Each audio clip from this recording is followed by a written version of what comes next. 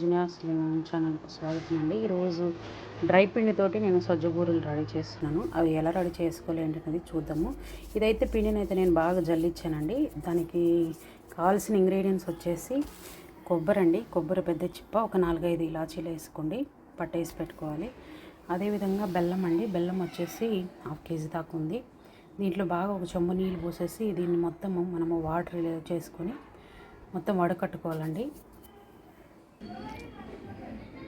ఇప్పుడైతే పిండి అయితే తీసుకున్నానండి. ఇది నైట్ టైం రెడీ చేస్తున్నాను. కొంచెం లైటింగ్ ఏమైనా డల్గా ఉంటే అడ్జస్ట్ చేసుకోండి. ఇప్పుడైతే ఇందులో మనం ముందుగా పెట్టుకున్నాం కదా, కొబ్బరి పొడి వేసుకుందాం. కొబ్బరి ఒక 4 ఇలాచీలు అనమాట. ఒక పెద్ద చెప్పు కొబ్బరి, ఒక 4 ఇలాచీలు. నేను ఇది మరిగించేటప్పుడు బెల్లం మరిగించి వడకట్టేసుకున్నానండి. వడకట్టేసాను కానీ ఎక్కువ పెద్ద డస్ట్ ఏం రాలేదు, నార్మల్గా వచ్చింది. ఇప్పుడు కొంచెం వేడిగా ఉంది. గోరువెచ్చయ్యాక కలిపేసేద్దాము. వేయించిన నువ్వులు కూడా వేసుకోండి. ఇదైతే ఆప్షనల్, కావాలంటే వేసుకోండి. నా దగ్గర ఉన్నాయి, వేసాను. ఒక 2-3 స్పూన్లు వేసుకోండి. అక్కడ కూడా కనిపిస్తూ బాగుంటాయండి తింటున్నప్పుడు కూడా. ఫస్ట్ ఈ నువ్వుల్ని ఈ కొబ్బరిని బాగా కలిసేలాగా కలుపుకోండి. ఆ తర్వాతనే మనము బెల్లం నీళ్ళు వేసుకుంటూ కలుపుకుందాము.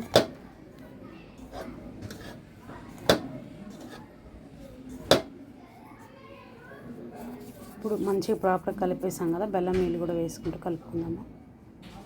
కొంచెం వాటర్ వేసుకుంటూ కలుపుకోండి. వీటితోటే మనం కుడుములు కూడా రెడీ చేసుకోవచ్చు అన్నమాట. సజ్జ కుడుములు చాలా బాగుంటాయండి. అది కూడా నేను వీలైతే నెక్స్ట్ రెసిపీ అదే చేసి చూపిస్తాను మీకు. చాలా హెల్దీ రెసిపీ అనమాట. సజ్జ పిండితోటి కానీ సజ్జలతో కానీ ఏ రెసిపీ నేను మొలకలు కూడా కట్టానండి. అది కూడా చిన్న షార్ట్ తీసాను, అది కూడా మీకు చూపిస్తాను.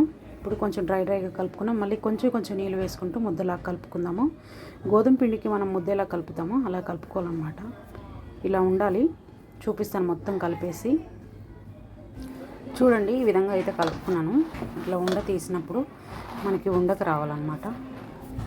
చూడండి, ఇట్లా పెట్టుకోవాలి. అంత ఇది ఉంటే సరిపోతుంది. నూనె రాసి మనం అద్దేసుకోవడం, అరిసెలు ఎట్లా అద్దుతామో సేమ్ అలా అద్దేసుకోవడము.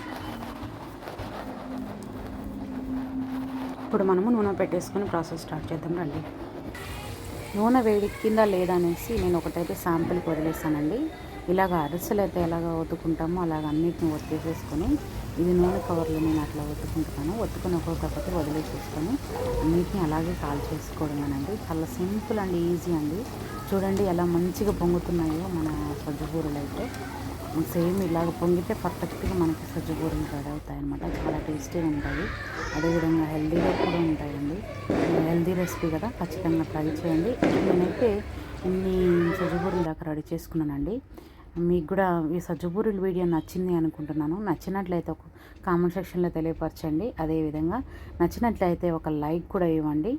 అంతే ఫ్రెండ్స్, ఈరోజు ఈ వీడియో కానీ మీకు నచ్చినట్లయితే లైక్ చేయండి ఫ్రెండ్స్, షేర్ చేయండి, సబ్స్క్రైబ్ చేసుకుని నా ఛానల్కి సపోర్ట్ చేయండి. థ్యాంక్ యూ ఫర్ వాచింగ్ అండి.